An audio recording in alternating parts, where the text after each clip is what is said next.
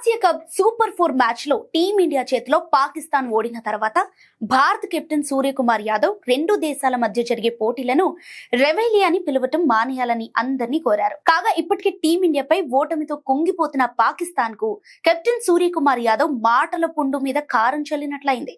ప్రతిసారి భారత్ పాక్ పోటీ, ఇండియా పాక్ వైరం ఇలాంటి మాటలు వింటుంటే కాస్త ఆశ్చర్యంగానే ఉంటుంది. ఎందుకంటే అసలు ఈ మ్యాచ్ లో పోటీ ఎక్కడుంది అంటూ దాయాదిని స్కై తీసిపడేశాడు.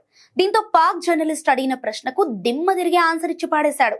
కాగా గ్రూప్ స్టేజ్ లో వన్ సైడ్ గా మ్యాచ్ జరగగా సూపర్ 4 లో మాత్రం పాకిస్తాన్ గట్టి పోటీని ఇచ్చింది. అయితే టీమిండియా ఓపెనర్లు ముఖ్యంగా అభిషేక్ శర్మ విరుచుకుపడటంతో భారత్ కు సునాయాస విజయం అందుకుంది.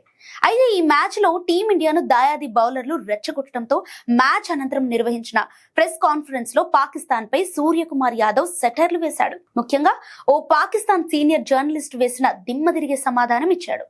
ఇకపై ఈ రెవైలరీ అనే దాని గురించి అడగటం ఆపేయాలి అంటూ వ్యంగ్యంగా సమాధానం చెప్పాడు. రెవైలరీ అనిపించాలంటే రెండు జట్లు 15 లేదా 20 మ్యాచ్లు ఆడితే అందులో 7-7 లేదా 8-7 ఇలా అటు ఇటుగా ఉండాలి. అలా కాకుండా 13-0 లేదా 10-1గా ఉంటే దాన్ని ఎలా రైవైలరీ అంటారు?